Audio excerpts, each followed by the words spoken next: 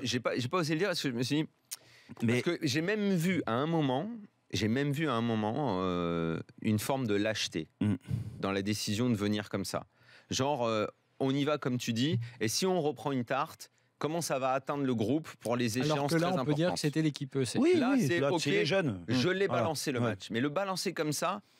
Alors moi, ça me dérange, et puis ça me dérange par plus rapport. Plus ça me dérange. Par rapport, moi, j'ai été joueur. Des deux équipes d'ailleurs. Il faut arrêter de me mettre dans la tête aux joueurs actuels. On a des préparations physiques qui sont de plus en plus précises. Les préparateurs se ratent plus quasiment par rapport à ce qui se faisait il y a 20 ans. Et moi, je l'ai connu, cette amélioration-là. Et on est formé au début de la saison. On est programmé pour faire 50, 60 matchs. Parce qu'après, il ne faut pas se plaindre. Bien sûr qu'il y a beaucoup de matchs d'AS Monaco, mais parce qu'ils font une saison exceptionnelle.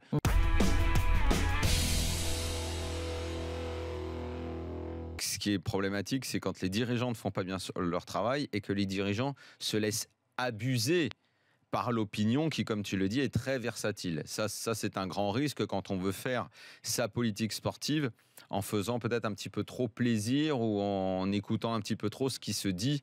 Quand je parle d'opinion, je ne parle pas uniquement des supporters loin de la tribune présidentielle, mais même des gens qui se trouvent dans la corbeille et qui sont eux aussi des supporters et qui ont un avis pas toujours juste. Je pense qu'il faut une politique sportive un petit peu plus cohérente et plus solide, et c'est ça à mon avis que le PSG doit absolument trouver très très vite et faire les bons choix en vue de la saison prochaine avec un renouvellement de l'effectif pas énormissime, mais 3-4 joueurs bien sentis à des postes clés et 2-3 joueurs qui vont devoir partir parce que leur histoire au PSG touche à sa fin. Et je continue également de penser qu'il n'y a Cavani a re-signé, donc lui va rester, mais qu'il n'y a absolument personne qui est intouchable, qu'il n'y a personne qui est absolument indispensable. L'histoire du foot dans tous les clubs a toujours montré que même quand des mecs sont partis et qu'on pensait que ça allait être la cata, il y a moyen de faire autrement.